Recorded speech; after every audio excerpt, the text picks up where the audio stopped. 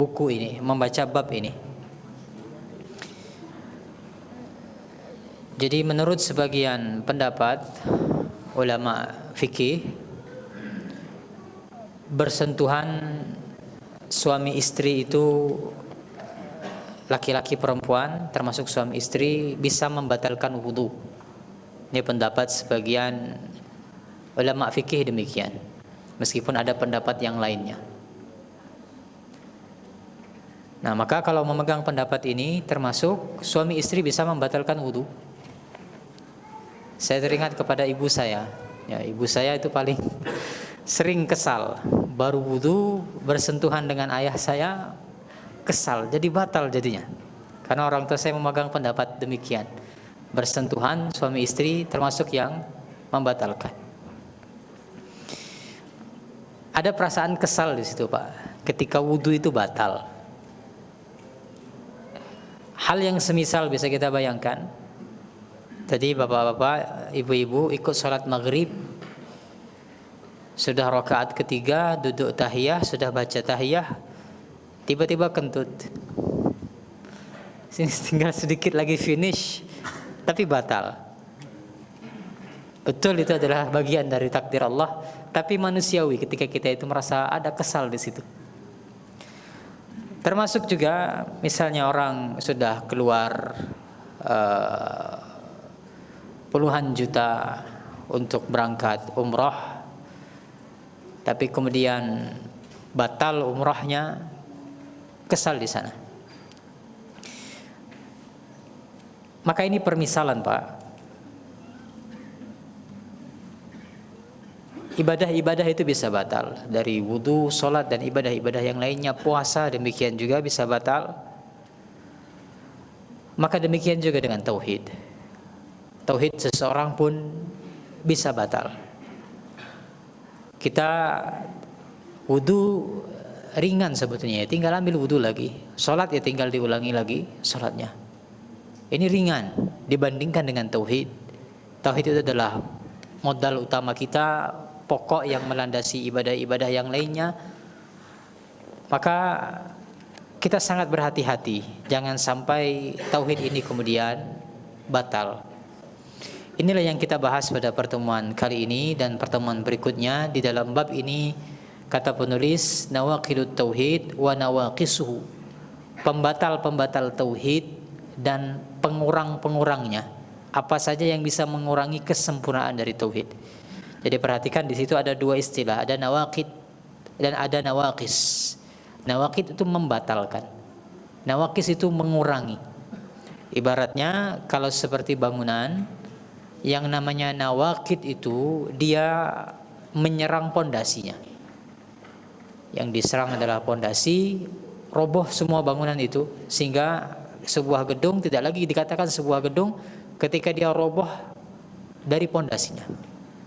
Adapun nawaqis, dia adalah pengurang dari kesempurnaan. Ibarat rumah, dia terkena badai, hancur sebagiannya, atapnya hilang, pintunya copot, jendelanya pecah, tapi masih bisa dibilang sebagai sebuah rumah. Ini pengurang kesempurnaan. Maka demikian juga dengan tauhid. Ada yang bisa membatalkan tauhid itu, sama sekali dianggap tauhid seorang sudah batal. Ada juga yang ini mencoreng kesempurnaannya. Nah, inilah yang akan kita bahas. Kita baca di halaman 32 apa yang disampaikan oleh Syekh Abdul Razak hafizahullah taala. Baik. Alhamdulillah, salatu wassalamu ala Rasulillah wa ala alihi wa sahbihi wa man wala. La haula wa la quwwata illa billah. Allahumma ihfaz Syekh Abdul Razak bin Abdul Muhsin Al-Abbad Al-Badr wal Ustaz Muhammad Rizki HR wa nafa'allahu al-muslimina bi'ulumihima fid daraini amin. Wa qala hafizahullah ta'ala al-mas'alatur rabi'ah nawaqidut tauhidi wa nawaqisuhu. Masalah keempat, pembatal-pembatal tauhid dan pengurangnya. At-tauhidu lahu nawaqidu wa lahu nawaqisu. Wa nawaqidut tauhidi hiya allati tuhbitul amala wa tubtilud dina kullahu wa hiya al-kufru billahi wasyirku wan nifaqul khalisu. Tauhid itu memiliki pembatal-pembatal atau nawaqid, dan memiliki pengurang-pengurang atau nawaqis. Adapun pembatal-pembatal tauhid adalah hal-hal yang dapat menghapuskan amal dan membatalkan agama secara keseluruhan, yaitu kufur kepada Allah, syirik, dan nifak atau kemunafikan yang murni. Jadi ada pembatal dan ada pengurang. Pembatal di situ sudah disebutkan, yaitu yang bisa menghapuskan amal seorang hamba. Kalau dia mengerjakan ini, terhapus seluruh amalnya. Terhapus dalam artian tidak punya nilai sama sekali di sisi Allah Subhanahu wa taala, pahalanya tidak ada lagi. Kemudian batal agamanya, teranggap sudah bukan orang Islam lagi ketika dia mengerjakan pembatal tauhid ini. Apa itu? Kekufuran, kufur akbar, kesyirikan, syirik akbar, kemudian kemunafikan yang khalis, yang murni, atau nifak akbar menurut sebagian ulama istilahnya. Jadi ada 3 Pak: kufur, syirik, munafik. Ini pembatal tauhid sekaligus pembatal agama seseorang. Apa bedanya? Jadi ibaratnya begini, sebagian ulama memberikan permisalan, ada kerajaan yang raja memiliki kerajaan tersebut hanya satu sesungguhnya. Ya, sebuah kerajaan dimiliki dan dipimpin oleh seorang raja. Harusnya seperti itu. Nah, pelaku kesyirikan itu adalah orang yang mengatakan tidak, kerajaan ini bukan milik raja itu, tapi ini dimiliki oleh beberapa raja. Ini hakikat dari kesyirikan. Dia mengatakan kerajaan ini dimiliki oleh beberapa raja. Adapun pelaku kekufuran, dia menolak kekuasaan raja tersebut, bukan dia yang memiliki. Saya tidak meyakini dia yang memiliki kerajaan ini. Ini namanya kekufuran. Adapun kemunafikan, ya ibarat seseorang yang dia berpura-pura tunduk dan mengakui kerajaan itu adalah milik si raja itu. Dia berhadapan dengan raja, dia mengakui ya kerajaan ini adalah milikmu. Namun di belakang dia membuat makar. Ya, belakang dia membuat makar dan bersekongkol. Ini ibarat kemunafikan. Nah, maka demikianlah dalam agama kita.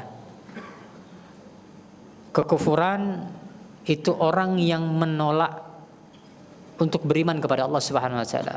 Bahwasanya Allah yang memiliki alam semesta ini, Allah lah yang berhak untuk disembah. Ini kekufuran. Kesyirikan adalah orang yang mereka menyekutukan Allah. Mereka memiliki keyakinan ada sesembahan yang lainnya selain Allah Subhanahu wa taala. Adapun kemunafikan, insyaallah maklum dan nanti akan ada pembahasan tersendiri mengenai kemunafikan. Tapi kembali lagi, pembatal tauhid sekaligus pembatal agama Islam ada 3: kekufuran, kufur akbar, karena ada kufur asghar nanti akan ada pembahasannya, syirik akbar, ada juga syirik asghar, kemudian nifak atau kemunafikan yang akbar, karena nifak kemunafikan juga ada yang asghar, ada yang kecil. Nah, ini dia 3 pembatal tauhid yang nanti akan dirincikan di paragraf-paragraf berikutnya. Baik.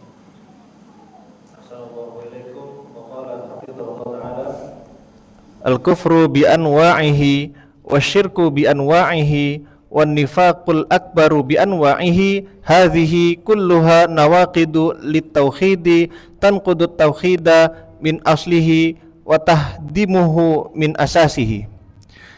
Kekafiran dengan segala macamnya, kesyirikan dengan segala macamnya, dan nifak akbar dengan segala macamnya, ini semua adalah pembatal bagi tauhid yang merusak tauhid dari akarnya dan meruntuhkannya dari dasarnya. Ya, bukan sepertinya, memang dia terkopas dari paragraf sebelumnya. Saya tidak tahu ini yang benar seperti apa, harusnya saya tidak hafal, tapi kita baca terjemahnya saja. Ahsanallahu ilaikum. Qala hafizallah terjematan. Maka syirik akbar dengan segala jenisnya, kufur akbar dengan segala jenisnya, dan nifak akbar dengan segala jenisnya, semuanya bersifat membatalkan tauhid dan meruntuhkannya dari fondasi. Qala Allah Ta'ala, innal munafiqina fid darkil asfali minan nar. An-Nisa. Wa qala ta'ala wa may yakfur bil imani faqad habita amaluhu. Al-Maidah. Wa qala ta'ala wa laqad uhiya ilaika wa ilal ladzina min qablika la in asyrakta la yahbatanna amaluk wa la takunanna minal khasirin. Allah Ta'ala berfirman, sesungguhnya orang-orang munafik itu ditempatkan pada tingkatan yang paling bawah dari neraka. Quran Surat An-Nisa ayat 145. Allah juga berfirman, barang siapa yang kafir setelah beriman, maka sungguh hapuslah amalnya. Quran Surat Al-Maidah ayat 5. Dan Allah Ta'ala berfirman, dan sesungguhnya telah diwahyukan kepadamu dan kepada nabi-nabi yang sebelummu, jika kamu mempersekutukan Allah, niscaya akan hapuslah amalmu atau akan dihapuskan amalmu, dan tentulah kamu termasuk orang-orang yang merugi. Quran Surat Az-Zumar ayat 65.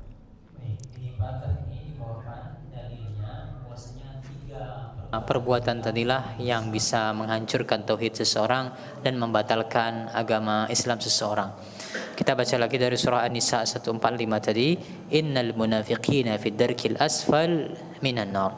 Sesungguhnya orang-orang munafik tempatnya adalah di tingkatan neraka yang paling bawah. Ya, di tingkatan neraka yang paling bawah. Maka ada 3 kelompok manusia, orang beriman, orang kafir, dan orang munafik. Hanya ada 3 kelompok ini di muka bumi ini, orang beriman, orang kafir, dan orang munafik. Maka orang munafik adalah orang yang paling parah. Ya, orang munafik adalah orang yang paling parah. Kemunafikan itu lebih parah daripada kekufuran. Ya, kemunafikan lebih parah daripada kekufuran. Makanya siksa mereka lah di neraka adalah siksa yang paling berat. Dan neraka semakin bawah dia semakin berat siksanya. Sebagaimana surga bertingkat-tingkat, neraka juga bertingkat-tingkat. Nah, kalau surga semakin ke atas, semakin nikmat, semakin berkualitas, semakin ke atas. Adapun neraka dia semakin bawah, semakin berat siksanya, semakin gelap.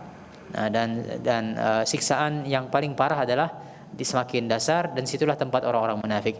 Itulah yang Allah sebutkan, innal munafiqina fi darkil asfal minan nar. Orang-orang munafik itu tempatnya adalah di tingkatan yang paling bawah di neraka. Nah, sehingga ini menjadi dalil bahwasanya munafik itu membatalkan, kemunafikan itu membatalkan tauhid dan membatalkan keislaman seseorang. Lalu yang kedua, wa may yakfur bil iman faqad habita amaluhu. Barang siapa yang dia kafir setelah beriman, maka terhapuslah seluruh amalnya. Menunjukkan batalnya agama seseorang ketika dia kafir. Maka ini pembatal keislaman yang kedua, yaitu kekufuran. Baru yang ketiga, walaqad uhiya ilaika wa ilal ladzina min qablika la in asyrakta la yahbatanna 'amaluk wa la takunanna minal khasirin. Sungguh telah kami wahyukan kepadamu dan kepada nabi-nabi sebelummu, jika kamu mempersekutukan Allah, jika kamu berbuat syirik, maka akan terhapuslah amalmu dan tentu kamu termasuk orang-orang yang merugi. Jelas di situ Allah sebutkan, barang siapa yang dia menyekutukan Allah, amalnya akan terhapus seluruhnya, apa yang pernah dia kerjakan. Ya, betapa ruginya, waliyazubillah. Nah, tapi kemudian muncul pertanyaan, syirik menghapus amal, Pak, ya? Ada orang Islam 40 tahun umurnya, misalnya 40 tahun lah dia beramal. Di usia itu ekonomi sulit, kemudian dia datang ke dukun misalnya. Atau di usia 40 tahun dia ada konflik atau bisnisnya rugi, datang ke tukang sihir untuk menyihir kompetitornya. Kompetitor bisnisnya dia sihir. Maka di usia 40 tahun itu, kalau tidak ada penghalang-penghalangnya, teranggap batal Islamnya. Dia melakukan kesyirikan. Ya, sihir pembatal keislaman. Sihir adalah pembatal keislaman, terhapus amalnya. Nah, kemudian dia ingat, mendapatkan hidayah kembali, bertaubat. Taubat orang yang masih hidup jelas diterima oleh Allah Subhanahu wa taala jika terpenuhi syaratnya. Masih ada kesempatan untuk bertaubat, ya. Taubat akan mengampuni dosa-dosa. Dosa syiriknya akan diampuni oleh Allah jika terus taubatnya, jika terpenuhi syaratnya. Cuma pertanyaannya, amal yang dia kerjakan sebelum dia mempraktekkan kesyirikan itu kira-kira akan kembali lagi atau tidak? Kembali lagi atau tidak? Jadi dia 40 tahun beramal, mempraktekkan syirik, terhapus amalnya, lalu bertobat. Kembali tidak amalnya itu, pahalanya? Ada dua pendapat ulama. Pendapat sebagian ulama mengatakan tidak kembali. Itulah bahayanya tauhid. Bahayanya syirik. Itulah bahayanya kesyirikan, tidak akan kembali lagi. Tapi dia start dari nol lagi. Ya, dimulai dari nol kembali. Tidak punya dosa, dan bisa jadi dia dapat pahala yang banyak dari taubatnya. Taubat itu adalah ibadah, bisa mendatangkan pahala. Taubat itu bukan hanya menghapuskan dosa, tapi juga bisa mendapatkan pahala. Menurut sebagian ulama, bisa jadi kemudian Allah memberikan pahala sebesar pahala dia beramal dulu dari taubatnya itu. Sebagian ulama mengatakan demikian. Nah, namun pendapat yang lebih kuat adalah orang ketika dia mempraktekkan kesyirikan, batal amalnya, lalu dia bertobat. Ketika dia bertobat, kembali amalnya dikembalikan oleh Allah Subhanahu wa taala pahalanya. Ada beberapa dalil di situ, di antara dalilnya adalah hadis Hakim bin Hizam. Ya, Hakim bertanya, "Wahai Rasulullah, ketika dia masuk Islam, bagaimana dulu amal-amal yang saya kerjakan di masa kesyirikan, di masa jahiliyah?" Orang jahiliyah punya amal kebaikan. Ya, orang-orang musyrik jahiliyah, mereka punya amal kebaikan. Apa jawab Nabi kita Muhammad SAW? "Aslamtu ala ma salaf min khair." Hadis sahih riwayat Bukhari dan Muslim, kata Nabi kita Muhammad SAW, kamu masuk Islam membawa amal-amal kebajikan yang kamu kerjakan di masa lalu. Jadi orang dulu, ada orang dia hidup dalam kekufuran, tidak beragama Islam 40 tahun misalnya Pak. Cuma orang ini baik, suka membantu tetangga, suka beramal sosial dan seterusnya. Selama dia belum masuk Islam, tidak ada nilainya di sisi Allah SWT. Amal tersebut tidak mendapatkan pahala sama sekali. Tapi kemudian dia mendapatkan hidayah di usia 40 tahun katakan, maka di usia 40 tahun tersebutlah Allah akan konversi amalnya tersebut menjadi pahala. Demikian prinsipnya. Itu yang Nabi sebutkan, aslam ta'ala masalaf min khair. Kamu masuk Islam membawa kebaikan yang engkau kerjakan di masa silam. Maka seperti itulah orang yang dia melakukan kesyirikan. Ketika dia melakukan kesyirikan, terhapus amalnya. Tapi kalau dia bertobat dan diterima taubatnya oleh Allah, Allah akan kembalikan pahalanya. Namun jangan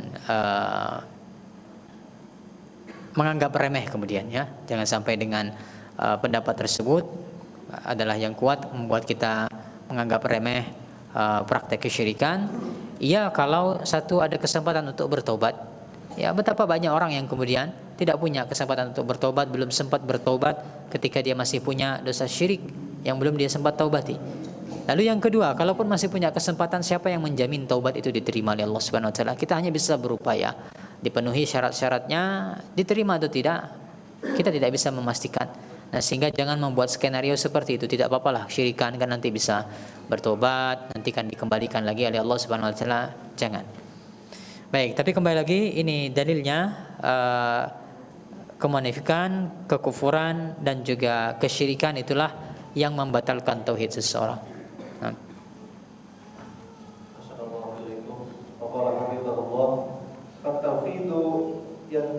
Wa yanhadimu wa yabtulu bisyirkil akbari bi anwa'ihi wan nifaqil akbari bi anwa'ihi wal kufril akbari bi anwa'ihi. Wa hadhil jumlatu yatulul haditsu fil kalami 'alaiha wa zikri tafasiliha. Maka tauhid itu menjadi batal, runtuh dan sia-sia dengan sebab syirik akbar, nifak akbar dan kufur akbar dengan segala jenisnya, yang mana pembahasan mengenai bagian ini akan memakan waktu yang panjang jika dibicarakan secara detail dan rinci.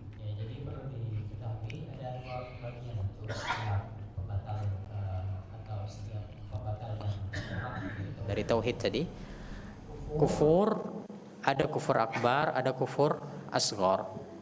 Yang membatalkan keislaman itu adalah kufur akbar. Ada yang bukan kufur akbar, ya, sehingga kita harus berhati-hati ketika membaca ayat atau hadis yang menyebutkan ini kekufuran, perlu dinilai ini kufur akbar atau kufur asghar. Demikian juga kesyirikan. Syirik ada dua, syirik akbar, syirik asghar. Syirik akbar itu syirik besar, Pak. Syirik besar itulah dia yang membatalkan tauhid, membatalkan Islam seorang. Ada juga yang disebut sebagai kesyirikan namun tidak sampai membatalkan keislamannya, namun disebut sebagai syirik. Demikian juga dengan kemunafikan. Munafik itu ada yang besar, ada yang kecil. Yang teranggap membatalkan keislaman seorang adalah munafik yang besar. Munafik yang kecil tidak teranggap membatalkan keislaman seorang. Baik. Qisut tauhidi fahiyal umurul lati tanqusut tauhida wala tubtiluhu wala tahmiduhu minal asasi wa min dzalikal kufrul asgharu wan nifaqul amaliyu mislu ma warada fil hadisi ayatul munafiqi salasun idza haddasa kadzaba wa idza wa'ada akhlafa wa idza tumina khana. Adapun nawaqis tauhid atau pengurang-pengurang tauhid adalah perkara-perkara yang mengurangi kesempurnaan tauhid namun tidak membatalkannya dan tidak meruntuhkannya dari dasarnya. Di antara contohnya adalah kufur asghar atau kekafiran kecil dan nifaq amali atau kemunafikan dalam perbuatan. Seperti apa yang disebutkan dalam hadis, tanda orang munafik itu ada 3. Apabila berbicara ia berdusta, apabila berjanji ia mengingkari, dan apabila dipercaya ia berkhianat. Baik, perhatikan. Ini dia contohnya tadi yang kita sebutkan, yang kecil tadi, syirik kecil, kufur kecil, nifak kecil, itu bukan pembatal keislaman. Nah, di sini disebutkan contohnya untuk kemunafikan yang kecil, nifak asghar. Nah, kemunafikan yang kecil Nabi sebutkan, ayatul munafiq salasun. Tanda kemunafikan itu ada 3. Iza haddasa kazaba, kalau dia berbicara dia berdusta. Wa iza wa'ada akhlafa, kalau dia berjanji dia mengingkari. Wa iza tumina khana, kalau dia diberi amanah dia akan berkhianat. Apakah kemudian ketika kita berjumpa dengan seseorang, kalau dia berbicara ternyata kita dapati dia berdusta, kita katakan orang ini munafik dan kita katakan dia bukan lagi orang Islam? Tidak. Ketika ada orang dia berjanji ternyata dia tidak menepati janjinya, apakah kita katakan orang ini munafik, bukan lagi orang Islam? Tidak. Demikian juga dalam hal amanah tadi. Kalau ada orang berkhianat, apakah kita katakan ini Anda munafik, Anda bukan lagi orang Islam? Tidak. Kenapa? Karena yang Nabi bicarakan di dalam hadis ini tentang tanda munafik di sini adalah tanda munafik kecil. Jadi munafik ada 2, nifak akbar, nifak asghar. Kenapa 3 perbuatan tadi disebut sebagai nifak, Pak? Jadi sudah sering saya sampaikan di sini juga sepertinya sudah. Jadi ada kata nafaqah yarbu'. Dalam orang-orang Arab menyebutkan yarbu' itu semacam hewan, tikus jerboa. Tikus dia punya sarang di tanah. Nah, dia punya terowongan. Mekanisme dia bertahan dari predator adalah ketika dia dikejar oleh predator, dia masuk ke salah satu pintu terowongan, keluar dari pintu yang lainnya. Ini disebut sebagai nafaqah dalam bahasa Arab. Nafaqah asal kata dari munafik, yaitu pintu masuk dan pintu keluar berbeda. Ya, di Mekah banyak nafaq. Apa itu nafaq? Terowongan. Kenapa terowongan di zaman sekarang disebut sebagai nafaq? Karena pintu masuk dan pintu keluarnya itu berbeda. Itu istilah nafaq. Punya 2 sisi yang berbeda. Nah, itulah hakikat dari kemunafikan. Oleh karena itu, kita bisa menilai kemudian dengan definisi seperti itu, apa yang disebut sebagai nifak akbar dan nifak asghar. Kemunafikan yang kecil itu seperti apa? Kenapa disebut sebagai kemunafikan? Kita lihat tadi contohnya. Iza haddasa kadzaba. Kalau dia berbicara dia berdusta. Kenapa disebut sebagai kemunafikan ini? Karena luar dan dalam berbeda. Dia tahu bukan seperti itu kenyataannya, tapi dia mengucapkan seperti itu. Itulah kenapa disebut sebagai kemunafikan. Beda antara luar dan dalam. Ketika dia berjanji, dia mengingkarinya. Kata para ulama, hadis ini berbicara tentang orang yang sejak awal berjanji dia memang sudah niatnya mengingkari. Tidak termasuk dalam ayat ini orang yang jelas yang pertama adalah ada uzur. Dia punya tekad untuk memenuhi janjinya, namun kondisi berubah. Tidak lagi punya uang sehingga janjinya mau memberikan beasiswa misalnya, mau membantu, tapi kondisi berubah, bangkrut dan seterusnya, tidak bisa memenuhi janjinya, tidak termasuk dalam bab ini dan orang ini tidak berdosa. Bahkan sebagian ulama berpendapat, Pak, ya, tapi ini pendapat yang lemah. Sebagian ulama itu berpendapat, orang kalau dia berjanji, ketika dia membuat janji, memang tekadnya akan memenuhi janjinya. Saya akan penuhi janji saya. Tidak ada niat untuk berdusta ketika dia membuat janji. Tapi kemudian baru beberapa menit setelahnya, dia kembali, dia berpisah, tidak ada lagi keinginan untuk menepati janji itu, tidak ada upaya, cuma malas saja. Malas saya keluar untuk menghadiri acara itu padahal sudah janji karena kondisi berubah. Menurut sebagian ulama bahkan perbuatan seperti ini tidak berdosa. Karena yang menjadi tolak ukur itu adalah ketika dia pertama kali membuat janji, dia punya tekad untuk memenuhi atau tidak ketika dia membuat janji itu. Ya, tapi ini pendapat yang lemah. Pendapat yang lebih kuat adalah ketika dia tidak ada upaya memenuhi janjinya dan dia memang sengaja tidak memenuhi janji itu, meskipun di awal dia punya tekad, ini berdosa. Orang seperti ini dia berdosa meskipun ini bukan tanda kemunafikan. Tanda kemunafikan itu adalah orang yang sejak awal dia sudah berniat tidak akan memenuhi janjinya. Nah, sekali lagi kembali, kenapa ini dikatakan sebagai kemunafikan? Luar dalam berbeda. Dia tahu dia tidak akan memenuhi, tapi yang dia ucapkan dia akan memenuhinya. Sama juga dengan amanah seperti itu. Sejak awal dia sudah berniat untuk tidak memenuhi amanah tersebut, tapi dia tetap menerimanya. Nah, antara luar dan dalamnya berbeda. Nah, kenapa dia tidak disebut sebagai nifaq akbar? Kenapa dia tidak disebut sebagai pembatal keislaman? Karena orang ini masih punya iman sebetulnya. Dia punya iman, cuma berbeda antara luar dalamnya tadi. Apa yang dia yakini itu berbeda dengan apa yang dia ucapkan. Itulah kenapa disebut sebagai kemunafikan kecil. Adapun nifaq akbar jelas antara luar dan dalam itu signifikan. Dia di dalam betul-betul tidak punya iman, tapi menampakkan yang di luar seakan-akan dia itu punya iman. Dia beramal, dia ikut sholat dan seterusnya supaya dianggap sebagai orang yang beriman. Nah, inilah kenapa disebut sebagai nifaq akbar.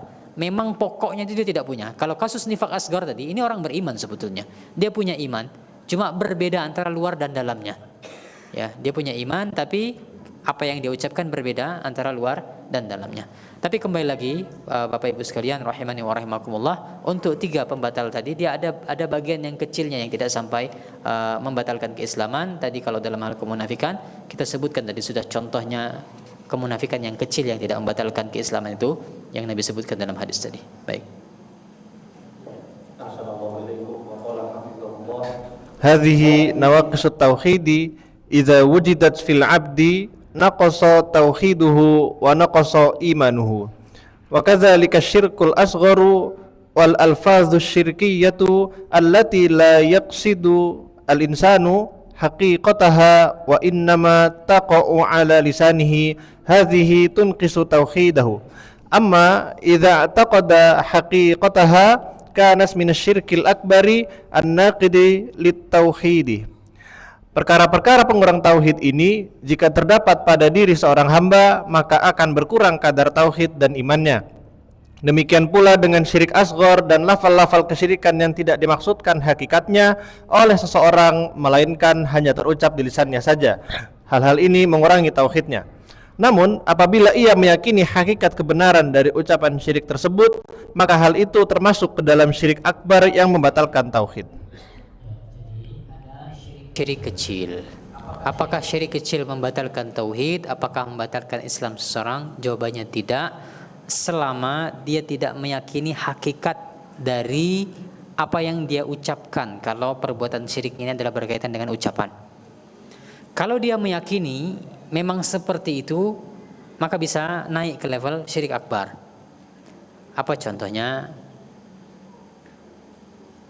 Bersumpah atas nama Allah Subhanahu wa taala.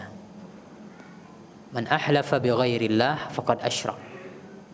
Barang siapa yang dia bersumpah atas nama selain Allah, maka dia telah berbuat kesyirikan. Nabi sebutkan, barang siapa yang dia bersumpah atas nama selain Allah, maka dia telah berbuat kesyirikan. Orang bersumpah atas nama demi Rasulullah, demi bapak ibuku, demi Al-Quran, demi Jibril dan seterusnya, ini kesyirikan, Pak. Hukumnya terlarang dalam agama kita. Tapi syiriknya syirik apa di sini? Syirik kecil. Tidak sampai batal Islam seseorang ketika dia mengucapkan kalimat-kalimat tersebut demi Rasulullah misalnya. Ini syirik kecil. Nah, ini bisa naik ke level syirik akbar yang bisa membatalkan Islam seseorang kalau ada keyakinan di baliknya. Apa keyakinan dalam bab ini? Dalam bab sumpah tadi, dia meyakini objek yang dia jadikan sumpah tersebut memiliki keagungan yang sama dengan Allah Subhanahu wa taala. Jadi kita hanya boleh menggunakan nama Allah untuk bersumpah karena pada hakikatnya kita bersumpah itu mengagungkan nama Allah, mengakui keagungan Allah. Allah itu maha agung, makanya kita gunakan untuk bersumpah, untuk menekankan apa yang kita ucapkan. Demi Allah, demikian dan demikian. Karena kita mengakui Allah itu maha agung, kemudian kita menggunakan nama Allah untuk sumpah. Nah, ada orang yang dia kemudian bersumpah atas nama selain Allah, demi bapak ibuku. Kalau dia hanya mengucapkan seperti itu, ini syirik kecil. Bisa menjadi syirik akbar kalau ada keyakinan bapak ibuku itu punya keagungan yang sama dengan Allah Subhanahu wa taala. Ini berubah menjadi syirik akbar kemudian. Tapi kalau tidak ada keyakinan di baliknya, maka tergolong sebagai syirik kecil saja. Ini yang tadi dimaksudkan oleh penulis di dalam paragraf yang baru saja kita baca. Baik. Hafizahullah taala. ولهذا ينبغي على المؤمن أن يكون على رعاية لتوحيده وعناية به بإبعاده وعناية به بإبعاده عن كل ناقد وناقص. Oleh karena itu sudah sepatutnya bagi seorang mukmin untuk senantiasa memelihara tauhidnya dan memberikan perhatian besar kepadanya dengan cara menjauhkannya dari segala hal yang dapat membatalkan atau naqid maupun yang dapat mengurangi atau naqis daripada kesempurnaannya. Ataupun pengurang, kita tetap harus berhati-hati. Baik tadi nifaknya, nifak akbar ataupun nifak asghar, harus kita berhati-hati. Ya, jadi dulu para sahabat mereka berhati-hati dari kemunafikan, sangat takut terjerumus dalam kemunafikan. Tidak dirinci apakah yang mereka hati-hati itu adalah nifak akbar atau nifak asghar, tetap mereka sangat berhati-hati. Ya, termasuk juga kesyirikan. Jangan mentang-mentang ada istilah kecil situ, syirik kecil lalu kita menganggapnya remeh. Tidak. Tetap yang namanya kesyirikan, meskipun dia syirik kecil, tergolong sebagai dosa besar. Bahkan dia bisa lebih besar daripada dosa-dosa besar yang lainnya yang tidak tergolong sebagai kesyirikan. Jadi meskipun namanya syirik kecil, dia tergolong sebagai dosa besar yang intinya adalah hendaknya kita tetap berhati-hati dengan segala jenis kekufuran, segala jenis kesyirikan dan segala jenis kemunafikan. Baik. Allah qala Syekh Abdurrahman ibnu Hasan rahimahullah wa'lam anna diddat tauhidi asyirku wa huwa salasatu anwa'in syirkun akbaru wa syirkun asgharu wa syirkun khafiyun. Syekh Abdurrahman bin Hasan rahimahullah berkata, ketahuilah bahwa lawan dari tauhid adalah syirik, dan syirik itu terbagi menjadi 3 jenis, yaitu syirik akbar atau besar, syirik asghar atau kecil, dan syirik khafi atau tersembunyi. Waddalilu ala syirkil akbari qauluhu ta'ala innallaha la yaghfiru ay yushraka bihi wa yaghfiru ma duna dzalika liman yasha wa may yusyrik billahi faqad dhalla dhalalan ba'ida. Suratun Nisa. Wa qauluhu ta'ala wa qala al-masih ya bani Israil a'budullaha rabbi wa rabbakum innahu may yusyrik billahi faqad harramallahu alaihi al-jannah wa ma'wahun nar wa ma lidh-dhalimin min ansar. Suratul Maidah. Adapun dalil yang menunjukkan bahaya syirik akbar adalah firman Allah Ta'ala, sesungguhnya Allah tidak akan mengampuni dosa syirik dan Dia mengampuni segala dosa selain dari syirik itu bagi siapa yang dikehendakinya. Barang siapa yang mempersekutukan Allah, maka sungguh ia telah tersesat sejauh-jauhnya. Quran Surat An-Nisa ayat 116. Dan juga firman-Nya Ta'ala, Al-Masih berkata, wahai Bani Israel, sembahlah Allah, Tuhanku dan Tuhanmu. Sesungguhnya orang yang mempersekutukan sesuatu dengan Allah, maka pasti Allah mengharamkan kepadanya surga, dan tempat kediamannya ialah neraka. Tidaklah ada bagi orang-orang zalim itu seorang penolong pun. Quran Surat Al-Maidah ayat 72. Tuan dari tauhid adalah syirik. Syirik ada 3, tadi kata Syekh Abdurrahman bin Hasan. Yang pertama adalah syirik akbar, syirik besar. Yang kedua adalah syirik kecil. Lalu ada syirik khafi, syirik yang tersembunyi. Nah, ini yang akan dirincikan satu persatu. Kita akan mulai dari syirik akbar. Kita akan bahas sebagiannya di sini. Tadi sudah dibawakan sebagian dalil yang berbicara tentang syirik akbar dan bahayanya. Bahwasanya orang yang berbuat syirik akbar, Allah tidak akan mengampuninya jika dosa tersebut dibawa mati dan dia teranggap telah sesat dengan kesesatan yang jauh. Lalu juga tadi dalam surah Al-Maidah, di antara bahaya syirik akbar adalah dia akan diharamkan oleh Allah Subhanahu wa taala, pelaku syirik akbar diharamkan oleh Allah Subhanahu wa taala untuk masuk ke dalam surga, dan tempatnya dipastikan oleh Allah Subhanahu wa taala adalah neraka. Ini bagi para pelaku syirik akbar yang dia tidak bertaubat dari syirik akbarnya ketika dia mati, dia belum sempat bertobat. Baik, kita akan lihat contoh atau pembagian syirik akbar. Ada 4 bagian untuk syirik akbar ini. Huwa arba'atu anwa'in, dan ia syirik akbar terbagi menjadi 4 macam. An-naw'ul awwalu syirkut da'wati, wad dalilu alaihi qauluhu ta'ala فَإِذَا رَكِبُوا فِي الْفُلْكِ دَعَوُا اللَّهَ مُخْلِصِينَ لَهُ الدِّينَ فَلَمَّا نَجَّاهُمْ إِلَى الْبَرِّ إِذَا هُمْ يُشْرِكُونَ. Suratul Ankabut. Yang pertama adalah syirkut dakwah atau syirik dalam doa. Adapun dalil yang mendasarinya adalah firman Allah Ta'ala, maka apabila mereka naik kapal, mereka berdoa kepada Allah dengan penuh pengabdian atau ikhlas kepadanya. Namun setelah Allah menyelamatkan mereka sampai ke darat, tiba-tiba mereka kembali mempersekutukan Allah. Quran Surat Al-Ankabut ayat 65.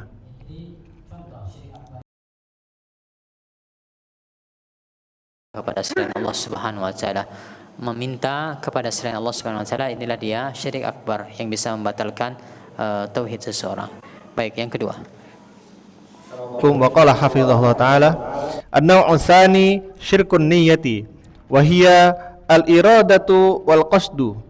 Wad-dalilu alaihi qauluhu ta'ala man kana yuridul hayatad dunya wa zinataha nuwaffi ilaihim a'malahum fiha wa hum fiha la yubkhasun ulaika alladzina laysa lahum fil akhirati illan nar wa habita ma sana'u fiha wa batilum ma kanu ya'malun.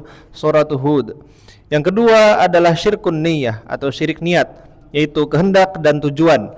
Dalil atasnya adalah firman Allah Ta'ala, barang siapa yang menghendaki kehidupan dunia dan perhiasannya, kami berikan kepada mereka balasan amal-amal mereka di dalamnya, dan mereka di dalamnya tidak dikurangi. Mereka itulah orang-orang yang tidak mendapatkan di akhirat kecuali neraka, dan terhapuslah apa yang telah mereka kerjakan di dalamnya, serta batillah apa yang dahulu mereka kerjakan. Quran Surat Hud ayat 15 hingga 16. Ada 4. Yang pertama adalah berdoa kepada selain Allah. Barang siapa yang dia berdoa kepada selain Allah, batal tauhidnya. Lalu yang kedua adalah syirik dalam hal niat. Ya, dalam hal niat, untuk siapa dia tujukan berbagai jenis ibadah itu. Maka barang siapa yang dia menunjukkan ibadahnya untuk selain Allah, maka dia melakukan syirik akbar dan batal tauhidnya. Di antara contoh syirik niyah di sini adalah termasuk dalam perbuatan menyembelih untuk selain Allah Subhanahu wa taala. Orang dia menyembelih untuk jin supaya selamat proyeknya, supaya lancar urusannya, atau supaya dia merasa aman di rumah yang baru dia tempati, dia sembelih kurban untuk jin tersebut. Inilah contoh syirku an-niyah, ya, menyekutukan Allah dalam hal niat yang harusnya itu untuk Allah Subhanahu wa taala, dia tujukan kepada selain Allah, maka tergolong sebagai syirik akbar. Kita akan bahas yang tersisa di pertemuan berikutnya insyaallah. Nafa'anallahu ajma'in bima 'allamana wa zadanallahu ilman wa tawfiqan. Allahumma inna na'udzubika an nusyrika bika wa nahnu na'lam wa nastaghfiruka fima la na'lam. Allahumma ighfir lana dhanbana kullahu diqqahu wa jillah wa awwalahu wa akhirah wa alaniyatahu wa sirrah. Rabbana ighfir lana dhunubana wa israfana fi amrina wa tsabbit aqdamana وانصرنا على القوم الكافرين. اللهم أرنا الحق حقا وارزقنا اتباعه وأرنا الباطل باطلا وارزقنا اجتنابه. اللهم أعنا على ذكرك وشكرك وحسن عبادتك. اللهم يا مقلب القلوب ثبت قلوبنا على دينك. اللهم يا مصرف القلوب صرف قلوبنا إلى طاعتك. اللهم أصلح ذات بيننا وألف بين قلوبنا واهدنا سبل السلام وأخرجنا من الظلمات إلى النور وأعذنا من الفتن ما ظهر منها وما بطن. اللهم نفس كرب المكروبين من المسلمين وفرج هم المهمومين واقض الدين عن المدينين واشفي مرضانا ومرضى المسلمين وارحم موتانا وموتى المسلمين. اللهم إنا نسألك لذة النظر إلى وجهك وشوق إلى لقائك في غير ضراء مضرة ولا فتنة مضلة. ربنا آتنا في الدنيا حسنة وفي الآخرة حسنة وقنا عذاب النار. سبحانك اللهم ربنا وبحمدك أشهد أن لا إله إلا أنت أستغفرك وأتوب إليك. وصلى الله على نبينا محمد وعلى آله وصحبه وبارك وسلم. ثم السلام عليكم ورحمة الله وبركاته.